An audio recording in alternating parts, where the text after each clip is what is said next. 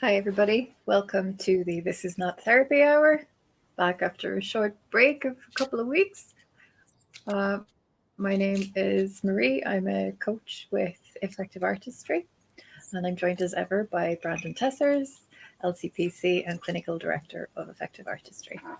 A little bit about the practice. It's a neurodiversity affirming coaching and therapy practice based in Northbrook, Illinois, where the therapists are licensed to work with anyone in the state of Illinois, and the coaches work remotely and can work from anywhere in the world. Good to be back with you, Brandon. How are you doing?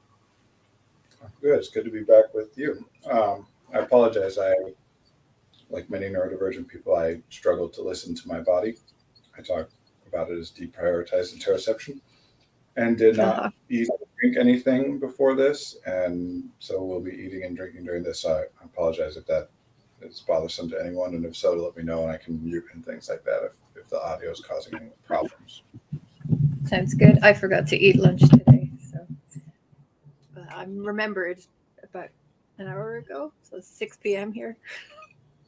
There have been And many I'm times in the past where I've forgotten before the stream, and I always have just delayed it, and then I have two sessions back to, so I then wouldn't eat anything until 4:30, and then get headachy. I'm trying to make a conscious effort to like prioritize responding to those, basic needs and whatever. yeah, So still working on it. Would have been better if I'd done it before the stream, but this is better than that's four. right. That's right. Get yourself comfortable. I'm living on iced coffee at the moment. It's kind of warm here, so I'll be sipping away as well, but I'll try not to make too much noise. If you're joining us in the chat on Twitch or Facebook or YouTube Live, this is not therapy, as the title would suggest. It's an open conversation, so it's a chance for you to ask questions of Brandon or share your thoughts on any of the topics that come up. We usually talk about things related to neurodiversity and mental health, but the conversation can go anywhere you'd like it to go. But that's the general area.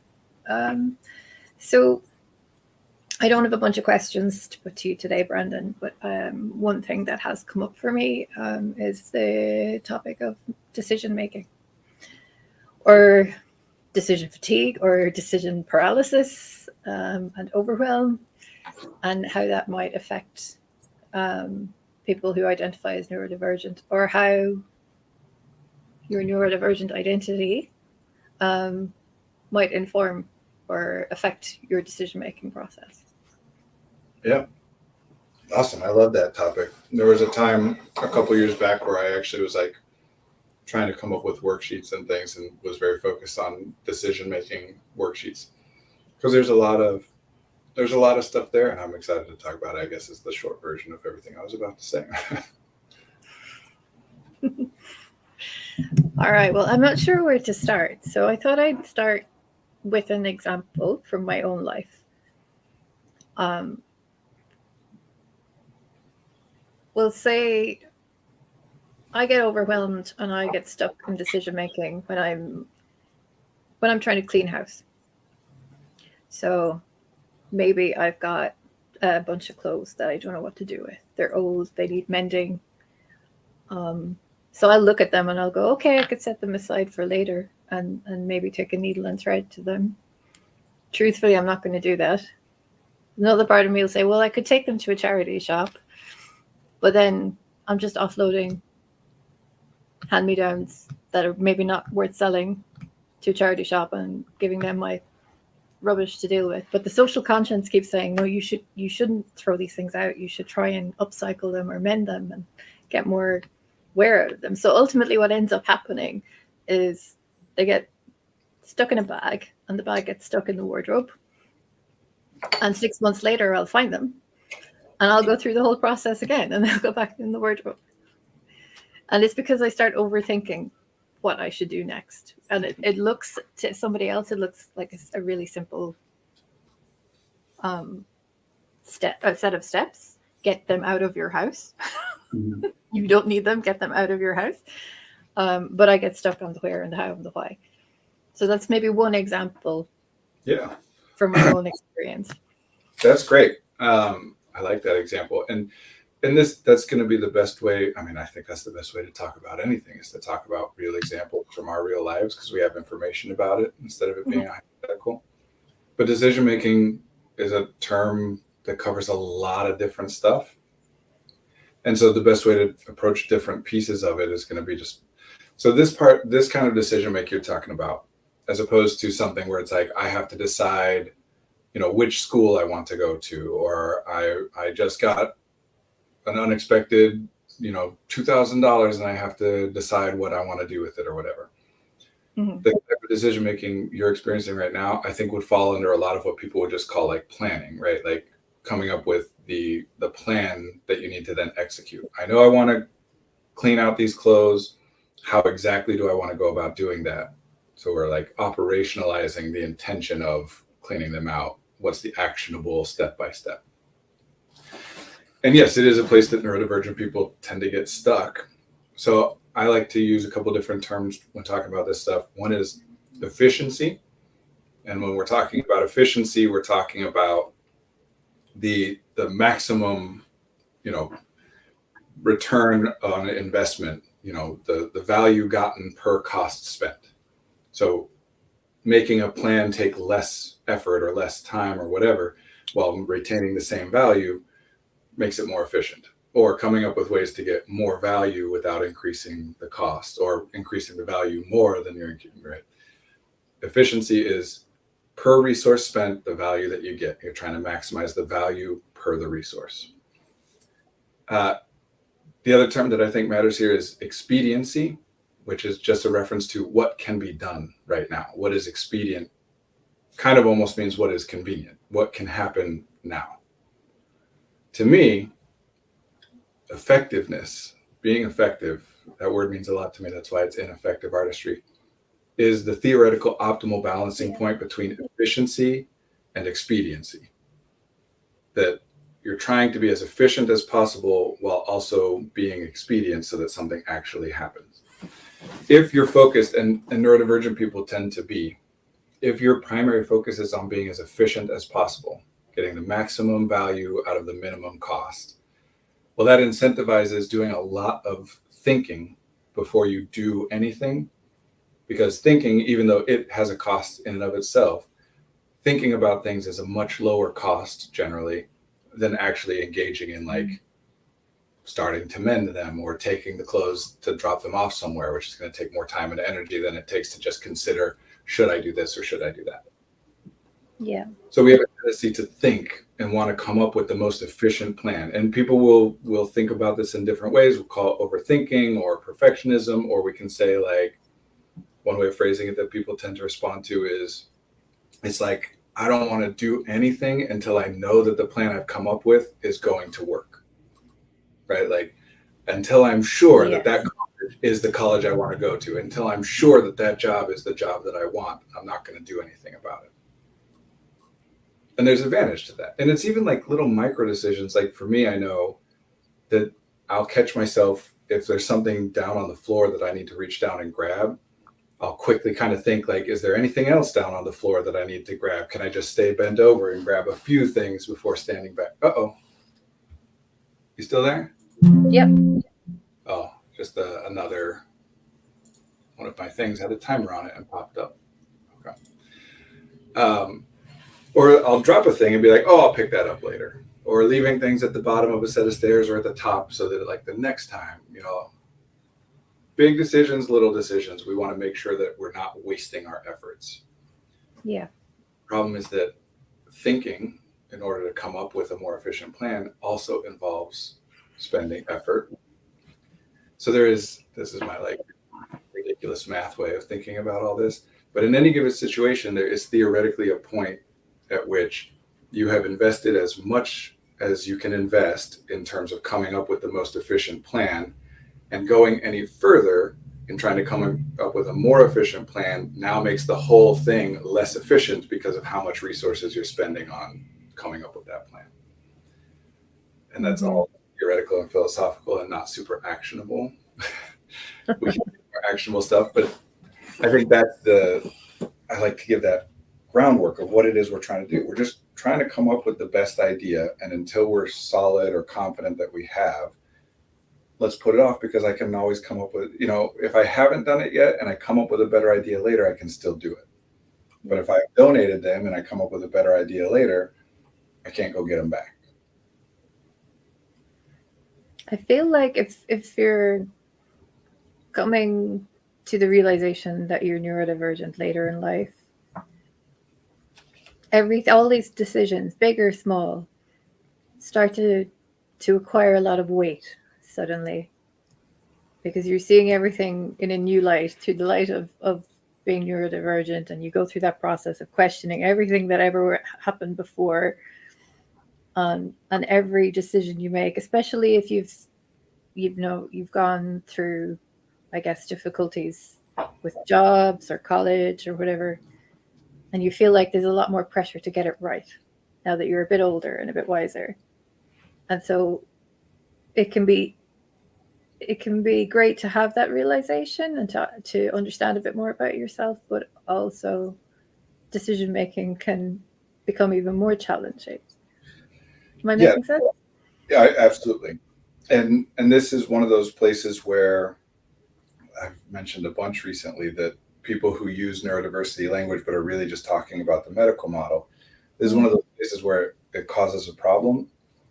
Because if I'm identifying neurodivergent to just mean, diagnosed or diagnosable with one of some set of disorders or whatever, then that, when I start to think and feel that way, that starts to incentivize me to think about everything I'm doing and add this new question of, is this normal, or is this because I'm neurodivergent? Yeah. And mostly that question doesn't matter. Mostly. It has utility in some cases, which is why we start to ask it in a lot of cases, because we found times where it's like, brings us relief to say, oh, that's why I do it that way, or that's why I have that experience, because I'm neurodivergent. Yeah. But when we're thinking about, like, what should I do about cleaning my house or getting rid of these clothes or whatever, it's not always useful to add this step of, like, do I do it the way a normal person does it? How do normal people clean their houses? Yeah. It's not very useful. You can't really find, like, how do you answer that question, how a normal person cleans their house? And even if you do, what are you going to do about that then? Like, unless what you're looking for is, I'm looking for some method that might be helpful to me, and I can try it. And if it doesn't work for me, then I'll try something else, which that's always great, Mm-hmm. But as opposed to normal and neurodivergent, I think that's more useful if you just say, what's the most common way, or what's some generic advice, or what are the people that I know, what do they do? Start with something very commonly used. And if it doesn't work, then you start getting out into stuff that's more and more rare or individualized or whatever. The simplest answer that works is the best one. So yeah, when we think, oh, being neurodivergent means you have a brain that is structured in a certain kind of a way as opposed to most people's brains, it just incentivizes us to start spending some of our time and energy exploring questions that we can't answer and that don't really have any utility. Like, is this the way do normal people struggle to make decisions in the way that I do? Which they might not, but whether they do or not doesn't assist you in making the decision. It's just adding more work that doesn't help you with what you're trying to do. Trying to figure out what career path to take. Mm-hmm. I think this is one where people commonly get stuck. Maybe they've tried a bunch of different ones before, like I have ADHD, and I think that has contributed, at least in part, to my bouncing around from one area of interest to another. And when things don't work out and you attribute it to, as you said, being neurodivergent, then you start to lose confidence in yourself a little bit. And then maybe lose confidence in the decision-making process or your ability to make good choices. I'm going to use a lot of air quotes there. That's deficiency model, right? Medical model. I can't make good decisions because I'm neurodivergent. Yeah. Or what is it that everybody else knows that I don't know? Why am I on the outside looking in? Everybody else seems to have a secret language that enables them to do A, B, C, X, Y, D. Why can't I make a simple choice? Anything which can eventually, like, basically mean other people don't seem to have struggles and I do. How do I become like them and therefore have no struggles? that's not a thing. Yeah. That's the problem with the medical model, is not just that it's that people are told they're deficient, is that other people are told that they're not, and that if you're not deficient in some way, you therefore shouldn't struggle because you're normal and healthy and et cetera, et cetera. So those people also struggle and suffer under that model because they get something wrong or something doesn't go the way they want. And they say, well, what's wrong with me? I know I should be able to X, Y, and Z. And especially most people who start to explore neurodivergence later in life, until the point where they start exploring that, have had this experience I'm talking about, where they're saying, there's nothing wrong with me. I should be able to X. I should be able to Y. What's wrong? And I'm exploring it in like a character or moral way, like I'm lazy, I'm bad, I don't care enough. And then the neurodivergence comes in and says, no, I'm just biologically deficient, which is now, in the case of like career, it can be very useful to think, what are careers that appeal to neurodivergent people? In the same way that it is useful to think about that with any identity label that applies to you. All you're really saying is, okay, I want to find something that will be enjoyable to me.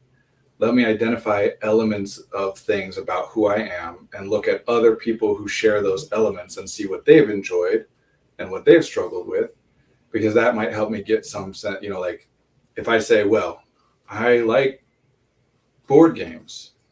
What kind of careers appeal to people who like board games? That can be useful. Theoretically, I have some things in common with other people who also like board games, and I can't know that those particular things affect why they like this job or that job. But the more I have in common with someone else, the more helpful it is for me to think, what do they like, as a way to start exploring what I might like. So thinking about neurodivergence in that sense is great.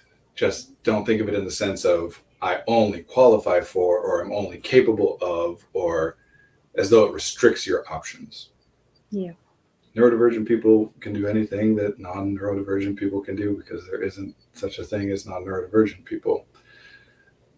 It doesn't mean, I should clarify, because that's some problematic phrasing.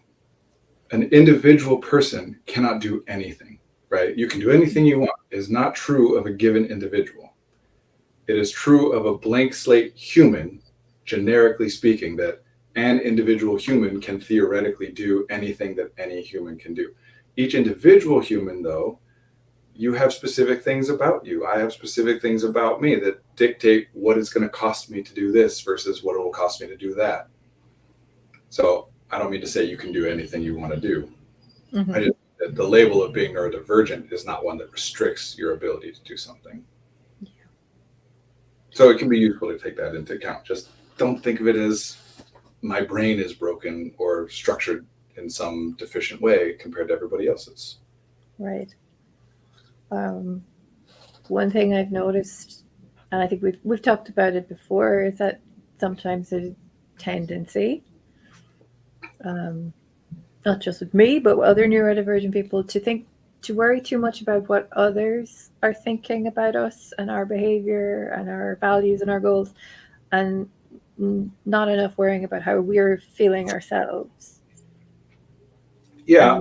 It adds an extra layer of pressure to the decision-making process. Would X, Y, or Z approve of this? I would reframe some of that. I agree with what you're saying, but just to be very precise in what I mean when I say things like that is specifically what people tend to undervalue is their own enjoyment. Yeah.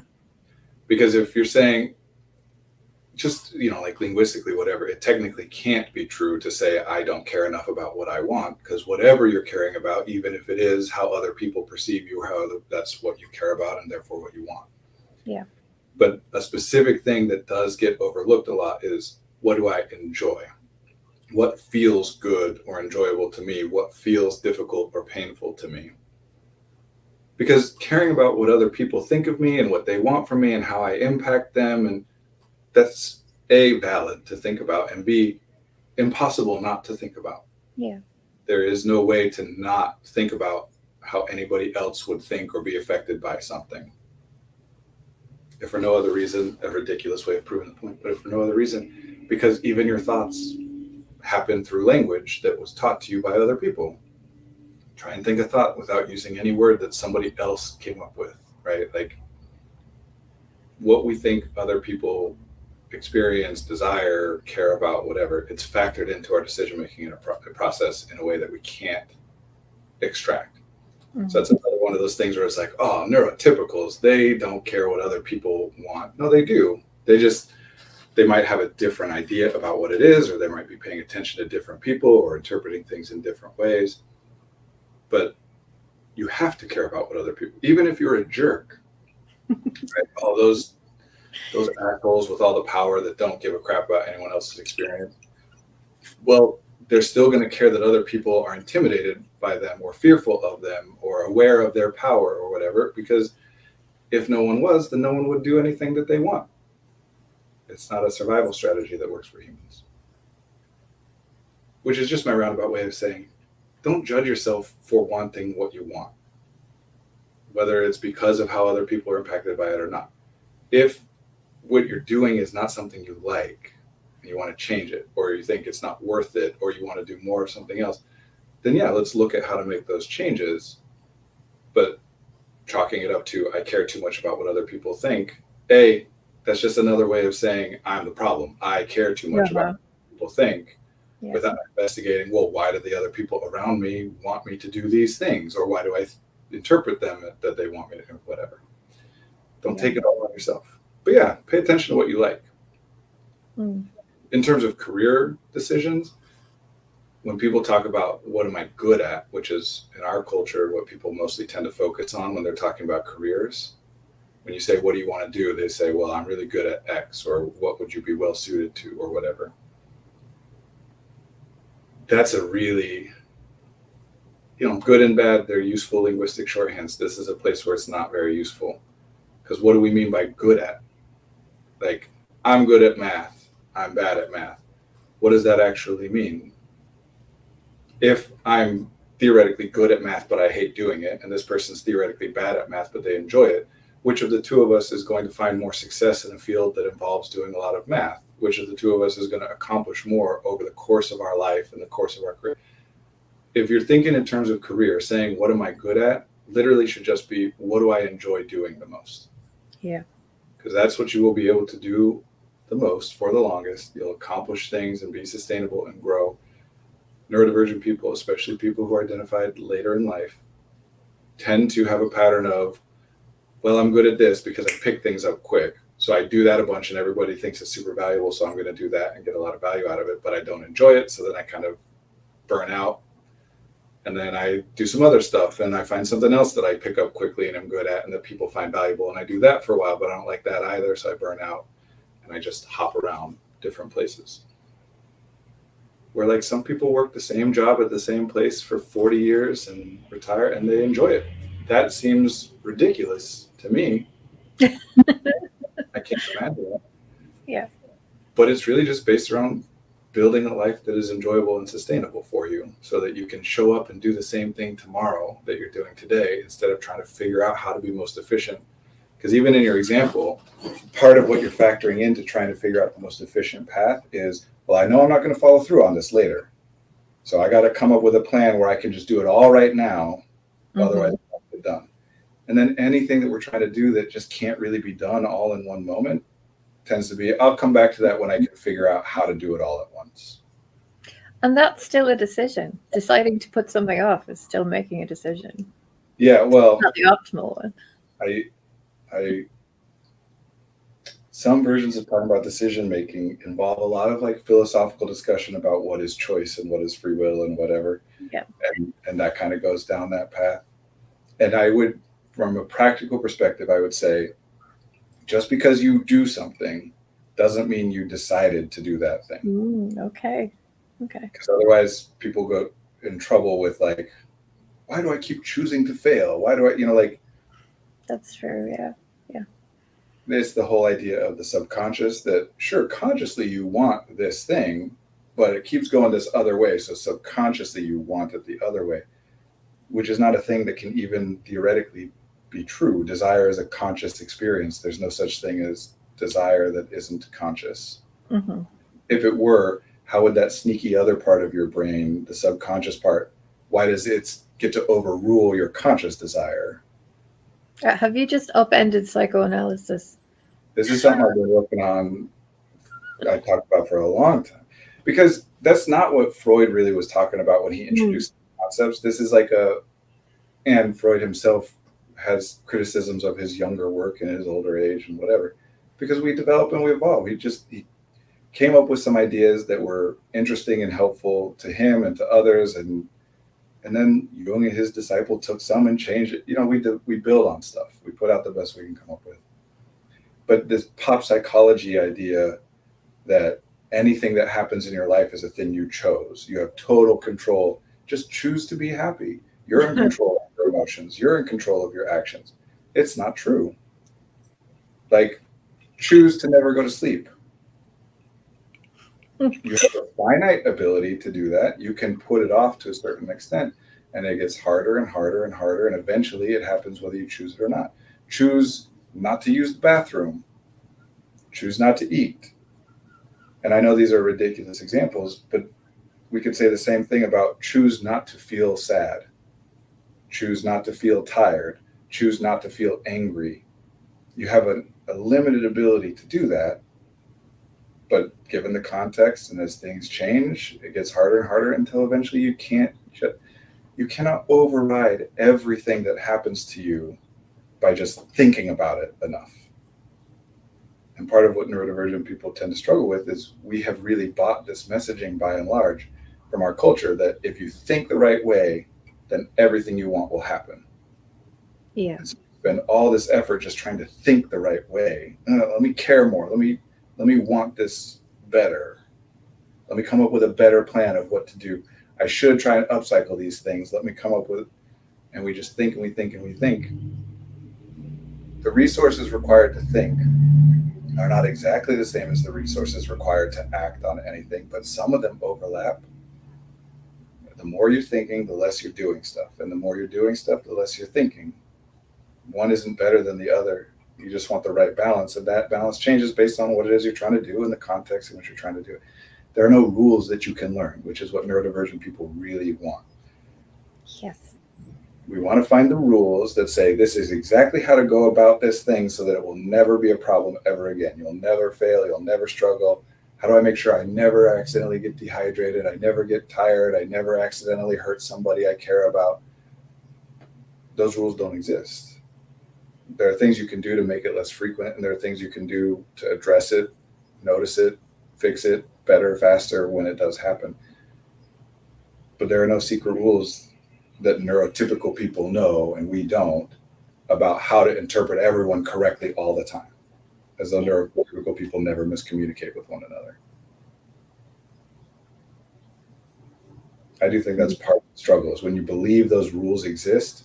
Yeah. You don't know them. I can definitively say you don't know them because they don't exist. So I know you don't know them, but you think they do. So you think you're deficient for not knowing them and that other people do.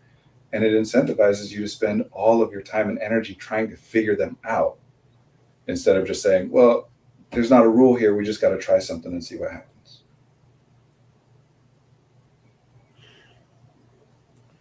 So, yeah, I feel like it comes back to communication. You don't know the rules, but you feel like there are rules. Like, say, a job application. right. And the job lists XYZ criteria. And you have like 4 out of the 5. And you think, well, I can't apply for that job. I've only got 4 out of the 5. Mm-hmm. There have been studies done on that particular thing. Men are much more likely to apply for a job for which they don't meet all the qualifications than women are.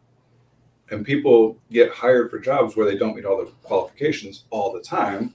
But proportionately, obviously, that's going to be men getting hired beyond their qualifications more frequently than women, in part because they apply for them more frequently than women do. This is part of where that overlap between a lot of, when we're talking about late identified neurodivergent people, especially over the past few years, culturally speaking, we're predominantly talking about women. Yeah. A lot more women than men. And this is anecdotal. I don't have like good research data, but just my experience of being someone who talks in these circles and does this work and whatever. A lot more women than men thinking, maybe I'm ADHD, maybe I'm autistic lately. Mm-hmm.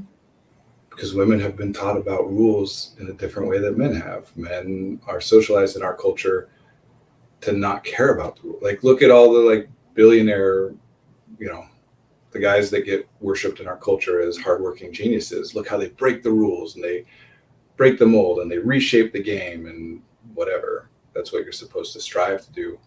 Where women who get upheld as virtues and paragons of womanhood in our culture are like, look at how much they excelled in following the rules.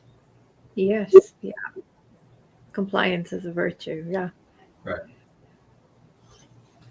And it's not just people being malicious, and part of it has to do with men are taught in ways that are harmful to men themselves, also are taught not to pay attention to what you're not supposed to care what other people think, and you're not supposed to care what other people want. If you do, you're a wussy, or whatever terrible words we come up with that mostly just have to do with being feminine or like a girl in some way.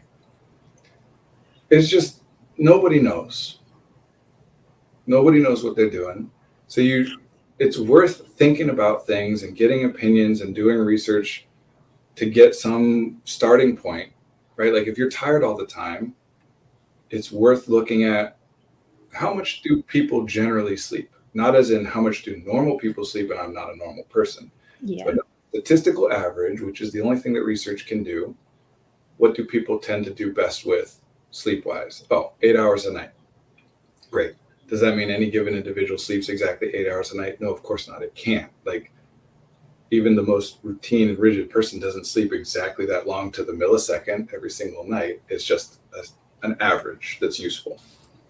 Well, when I look at that, if I'm already sleeping 8 hours a night, but I'm feeling tired, then if I think that that's a rule, that if you sleep 8 hours a night, you won't be tired, which it's not. But if I think that it is, then I'm going to say, oh no, what's wrong with me? I'm broken because I shouldn't be tired, but I am.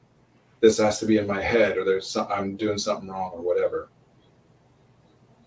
But if I'm tired and I'm trying to change it and I look at that and I say, oh, well, I only sleep 6 hours a night. That's more than I do. I should try that.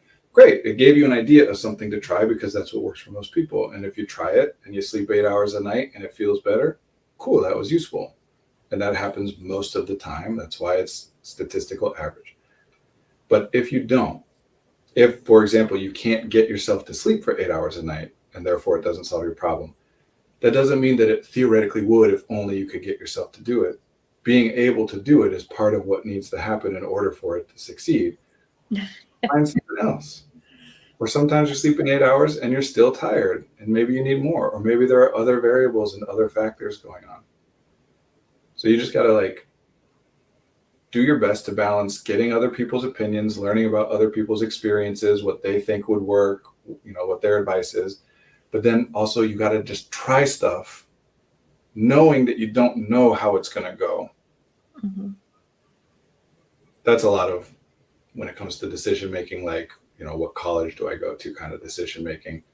That's a lot of what it is just kind of having to set contingency plans, for example. Okay, I'm going to try this, but if it goes bad in this way that I'm worried that it might, then I will do this and this and this. That makes it easier to get going. Yeah, have a backup, have a plan B. Make lists. I know a lot of people are averse to making lists, but they can help. They can. I mean, this is a separate thing, and I don't necessarily want to take us off on this, but making lists serves three purposes. Theoretically, potentially can serve one or more of three different purposes that are very different things. And when people don't talk about that, again, it just gets talked about as though it's a solution. If you make a list, you won't struggle anymore. Yeah. So I make a list, but I still struggle, so it didn't work. Almost everyone with ADHD will say, nothing has worked, right? I've tried different strategies and whatever, and nothing has worked. The reality is more nuanced that, I tried this thing and it worked really well for 2 weeks, but then it stopped. Or I tried this thing and that worked really great for this particular subset of things that I was trying, but didn't help with the other stuff. But because we think of it in this binary rules solve problems forever way, if it worked for a while and then stopped, that means it didn't work. Yes. If it works for some things but not others, that means it didn't work. So I just keep trying new things over and over instead of saying, well, I got something that works for this. Now let me add another piece. And again, if you're tired all the time, which if you're neurodivergent, you probably would agree with the statement, I am tired to some extent all of the time. What's the likelihood that you're going to find some one thing that you can do that now you're never tired again? That's pretty slim, right? So I try it, I'm still tired, I throw it away. I try a different thing, I'm still tired, I throw it away. Instead of looking at it as, I'm a little less tired than I was before. Still tired, but a little less. So maybe it's worth keeping this one and now finding another thing to add on top. Yeah. Big change happens incrementally with consistency, and a lot of neurodivergent people, that's not we need to fix it and solve it all at once.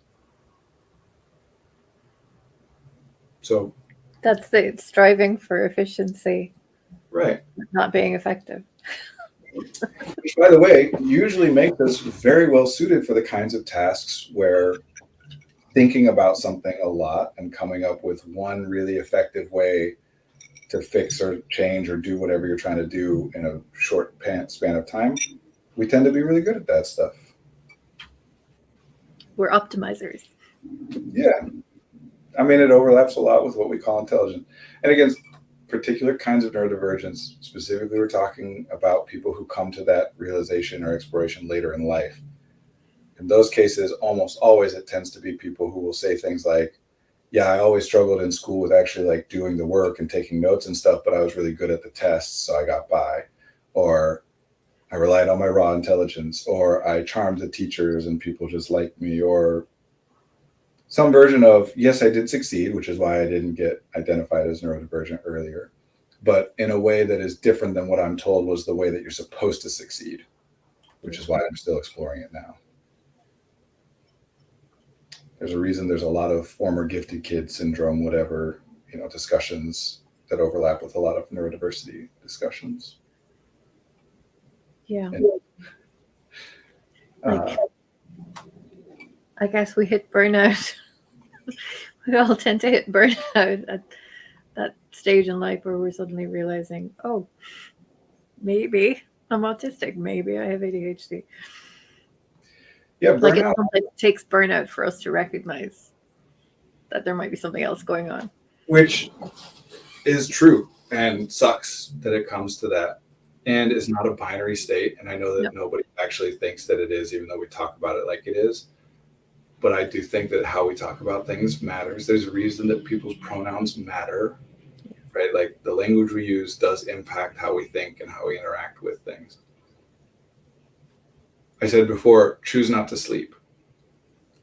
And effectively, burnout, I'm way oversimplifying, but burnout is when you're choosing not to sleep until you can't anymore. When we're talking about burnout as though it is a thing that you were out of and now came into, we're talking about that like threshold between I was able to choose to keep pushing myself, then I hit a point at which I am no longer able to choose it. My body cannot do it no matter how much I am willing myself to do it. It just tends to be that we're talking about things that we think of as mental or emotional or whatever, cognitive, intellectual things, as opposed to like no one would ever say you ran as far as you could until you collapsed. You're in burnout. Because everybody knows that there's a limit to what you can do and you have to take breaks and rest and build up to be sustainable. It's just when we talk about the stuff that happens in here that all of a sudden in our culture, we talk about it like it's magic. Of course, you should be able to go to school all day, which is theoretically very draining and intensive, and then come home and immediately do all of your homework. Where no one would say, of course. Throw in a couple of after school activities as well. They would never say, of course, you can work in the mines all day and then come home and then immediately start digging in your garden. Why would you want to break? What's wrong with you? Why are you procrastinating? We say, no, come home, relax. If you do need to dig in your garden, do it later after you've had a chance to recover a bit. But with this stuff, we think it's magic that if you think the right way, I mean, how many podcasts and books and whatever are out there that just like, if you get your mindset right, then everything will work out exactly like you want it. Literally, the secret is like all about that. Set your intention and things will happen that way. We love that stuff in our culture. So we've got about 15 minutes left. So thinking about decision making, that comes under executive functioning skills, right? Yeah, I mean, executive functioning as it's generally talked about, like a finite subset of skills, typically decision making or prioritizing or initiating. There's going to be everyone has different ways of talking about it, but it'll be talked about there. The way that I talk about executive functioning, that we talk about executive functioning, really what we're exploring more when we talk about decision making, it's like when you said earlier, I've bounced around between a lot of things in my life. Maybe that's in part because I have ADHD, where I would say, no, the fact that you've bounced around in your life a lot probably is evidence that leads to the conclusion that you may have ADHD. The ADHD doesn't cause the bouncing around. The bouncing around is evidence that you might have ADHD as a label that applies to people who have a certain pattern of experiences, right? So decision making is the same way here, where it's what's important to note is conscious intention. That's on one end of executive functioning. That's before executive functioning takes over. What's my conscious intention? And then behavior. That's on the other end of executive functioning. What do I end up doing? Mm-hmm. And so decision making in the sense of what do I think I should be doing or what do I set as my conscious intention is impacted by executive functioning because all this stuff is. But generally that I would not call executive functioning. Executive functioning is the ability to control your behavior. Yeah. It's the hypothetical set of cognitive processes that allow a person to control their behavior. So deciding what I want is not an executive functioning thing, but that getting translated into the action necessary to make it happen is the executive functioning. So mostly people are saying, I intend to do this thing and then I don't. And we say, oh, that's an initiation problem. But we're not talking about what you decided you should do. Okay. So I have two options. I could go for job A or I could go for job B. And I don't apply for either. Or I'm afraid to pick one in case I miss out on the other. I think this is a common thing too. Well, if I do this, then this will happen and this will happen. And then I won't get to do this or this or this or this. And you start to see all these sort of threads spreading out in front of you of possibilities. And then you just kind of get stuck and you don't make it. So back to like a more philosophical whatever, but I do want to do some actionable stuff. This I describe with people, it's like you're going down a river with infinite branching paths, and each of those branches has infinite branches off of each of them. So the fact that you're passing one does mean you don't get to go back and do any of those, but you still have infinite options in front of you, just not ones. Yeah. The reason that I talk about it as a river as opposed to a path or a thread or anything like that is while you're trying to decide whether you want to go down a branch or not, you're still moving forward in the river. You don't get to choose not to bypass any of these opportunities. Literally every moment you are passing infinite opportunities that you don't have anymore, which can be very overwhelming. But in that case, I'm trying to make it so overwhelming that it breaks your desire to try and solve the puzzle because it's not a solvable puzzle. Yeah. So why not just choose the stream or whatever that appeals the most? The one that looks like could be fun to go this way. Here's shorthand for decision making, and this is actionable. Unless you have reason to override it, which happens all the time, we have conscious reason to override it. Unless you have reason to override it, do what seems or feels most enjoyable. Just like pain is a message that humans have evolved the ability to feel pain. It's not a thing that exists. It's a signal that we get from our own experience. Because we have learned that it is beneficial to our survival to avoid or change or address whatever thing is causing the pain. Enjoyment is the same thing, except the opposite. We have learned over generations, millions of years, right? Like things which are enjoyable are things which theoretically are going to be beneficial for me. But like with pain, we override it all the time. If I'm diabetic and I prick my finger to test my blood sugar, that's beneficial for me. My body doesn't adjust for that. It still hurts, but I do it anyway because I can override it. Same thing with enjoyment. Sugar tastes good, but if I eat too much of it, it does this and this and that. So I override the desire to have more of it. But unless you have a conscious, like actual reason to say, this is why doing the less enjoyable thing would be better, default to doing the more enjoyable thing. That this is a specific thing that has messed up a lot of decision-making processes in our culture, is that people get taught that doing what you like is bad, that hard work brings success. The thing that you don't want to do is the thing that would be better for you to do, which can't be true, obviously, all the time, but it can't even theoretically be true, not even remotely close. The vast majority of the time, the thing that is most enjoyable to you is enjoyable. I like board games. Maybe you don't. Why is it enjoyable to me and not to you? Because there are a million different factors and experiences and biological qualities that are being taken into consideration as my body puts together my best impulse of what sounds fun.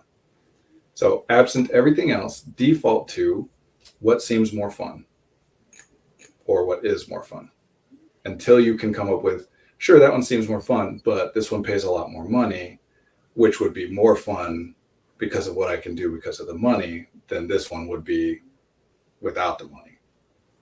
Yeah. So that's, and even if it's harder to do in the beginning, if it feels like fun to you, you're going to want to do it more. So you'll practice. Right. You'll get better at the thing, and that will make it more fun. And we change, right? Like things that weren't fun become fun. Everything you enjoy now, there was a point at which you didn't enjoy it before you knew how to do it or even knew it was a thing. Like babies don't enjoy knitting. I'm just picturing a little toddler. This is part of the limit philosophically about talking about decision making is, well, how do you make a decision that doesn't factor in that you're only presented with certain particular options, right? Like, so how can we say it's totally, or anyway. Yeah, we change, we evolve over time. So actually, one of the really ironic things, especially about ADHD people, is they'll say things like, I'm really impulsive. It's a problem. And I'll say, what do you mean give me an example of when you've been impulsive? Well, like I've been wanting to quit my job for 6 months, but I shouldn't. Did you quit your job? No, but I think about it all the time. That's the opposite of impulsive. Impulsive means I have an impulse and I follow through on it. I don't override it. I don't consider it, think it through. But we get taught these things that make us think we have the opposite of the problem we actually have. And one of those things is giving up or quitting.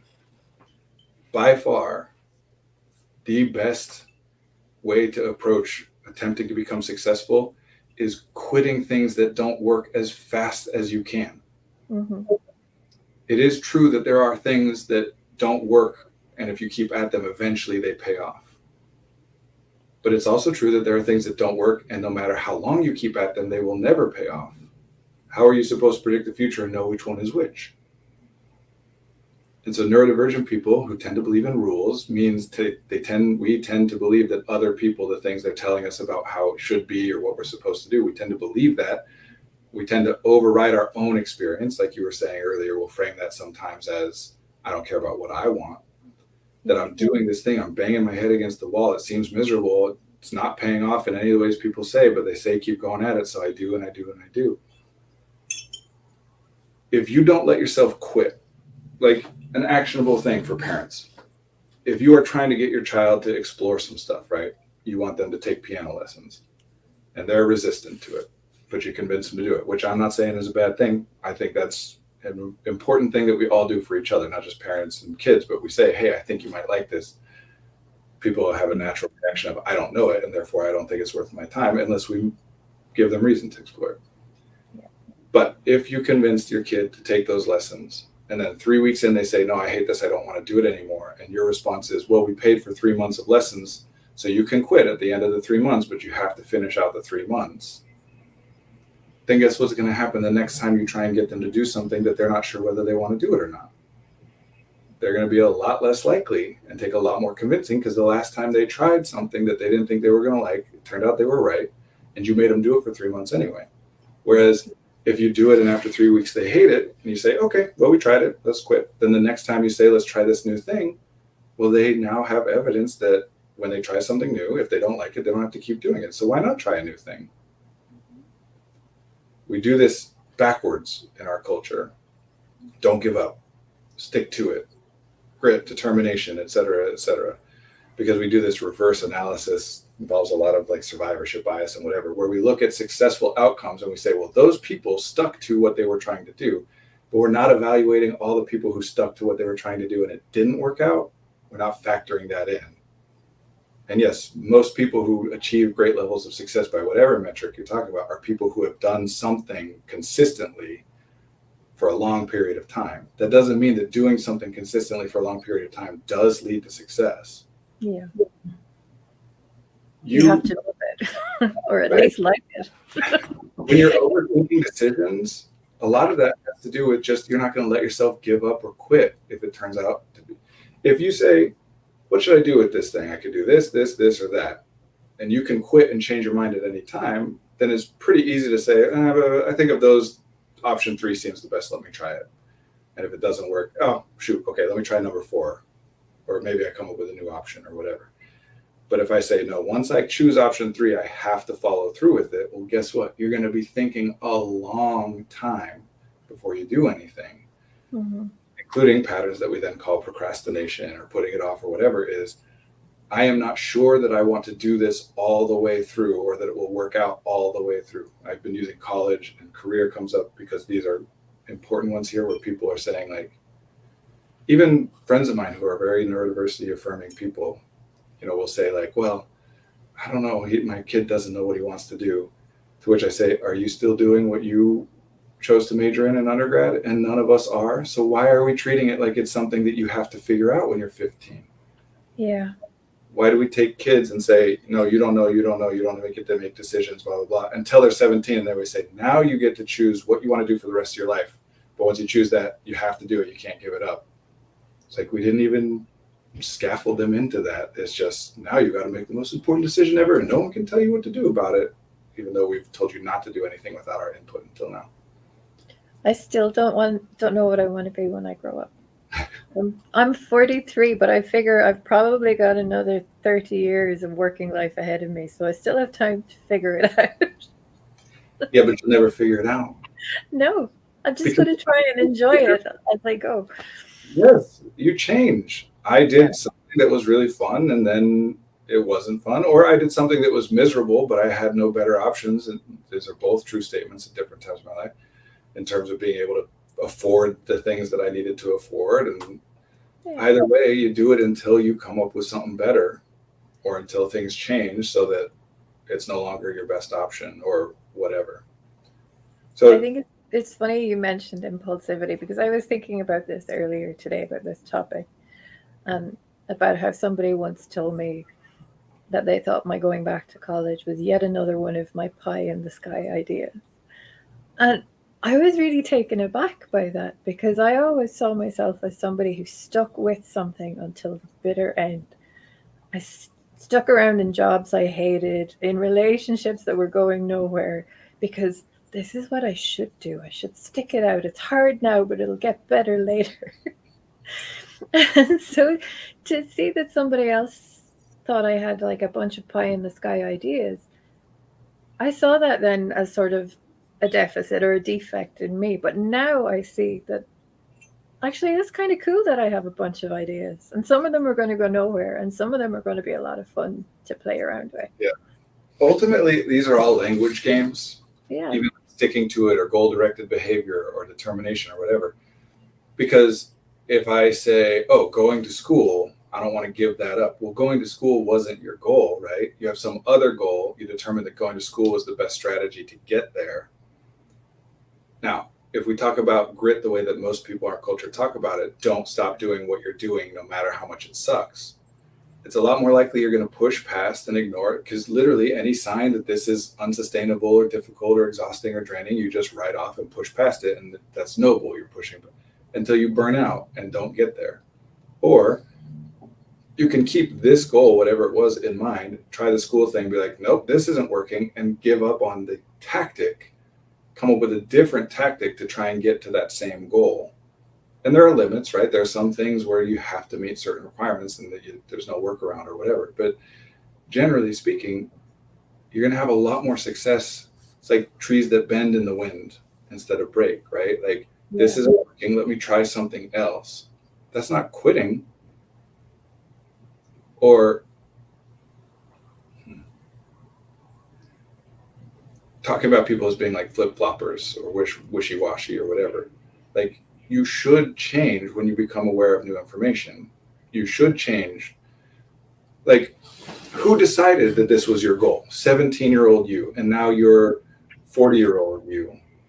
Would you defer to the 17-year-old version of yourself in any other facet of your life when you're making any other decision? Would you say, I need to consult with 17-year-old me because they know way better than I do? No, you have new information. You know more. You should be changing.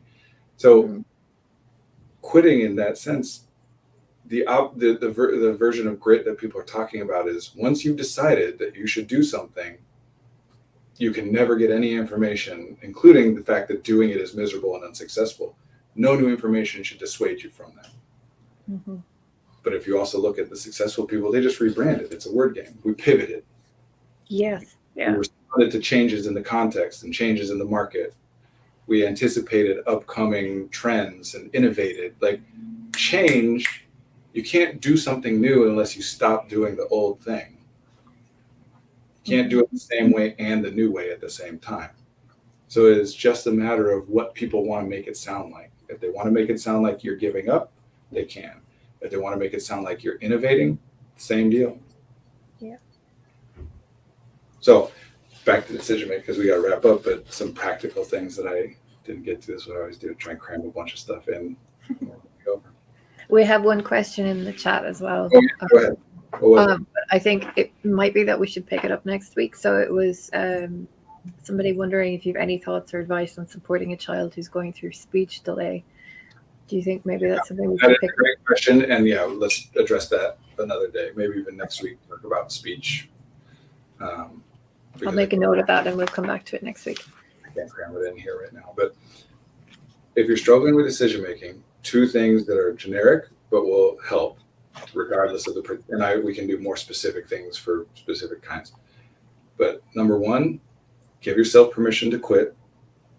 Say that whatever I end up deciding, if as I'm doing it, it turns out that it is going differently. This includes even planning, right? I'm going to do this thing at 7:00 tonight. Great. Only do that if you also say, and if 7:00 rolls around and I'm not doing it, then it means I just got to come up with a new plan. If the morning version of me planned it for 7 and now it's 7 and I'm not doing it, and I'll say, damn, the morning version of me knew more than I know about this moment and what would be best fit here and whatever's wrong with me. How did I become worse than the morning version of myself? I just say, okay, good guess, morning version of myself, good plan, didn't end up working out. Let me try a new guess. Yeah. And then you take in there. Anyway, so give yourself permission to quit, and that can look like contingency plans, right? Saying things like, okay, I'm going to do X, and if by day 5 I'm still exhausted, then I go back to the drawing board. Or I'm going to try Y, and if my spouse gets upset at me, then I'm going to change it, or whatever. It's okay to experiment with these things. And then to pair that with, to try and like stop the overthinking problem that you're talking about, then just give yourself a limit. And it can be arbitrary, and to say, look, I can think about this for 20 minutes. At the end of 20 minutes, I call it the idea to beat. At the end of 20 minutes, whatever my best idea is, even though it is flawed, you will never come up with an idea that isn't flawed. Whatever my best idea is, I start doing it, which becomes really easy to do if you give yourself permission to quit, give up, pivot, innovate, whatever. Say, yeah, this isn't perfect, but I don't have a better idea.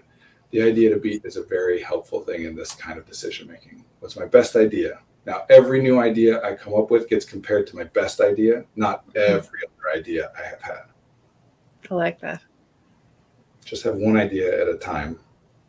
Apples to apples, 1-to-1 comparison. Another quick, easy, actionable rule. If you're comparing more than 2 options on more than 1 metric, make a grid. Yes. We can compare 2 things in 1 way mentally. These 2 options, which one, or we can compare 2 things in only one, or we compare more than 2 things in only 1 way mentally. Which of these people is the tallest? We're only looking at 1 metric. We can do that mentally. But if we're saying, okay, between a combination of height and weight, which of these people is most likely to be a good climber or whatever, you can't. two things you can compare in two ways. If you're comparing in one way, you can do more than two. Anything more than that, write it down in a grid.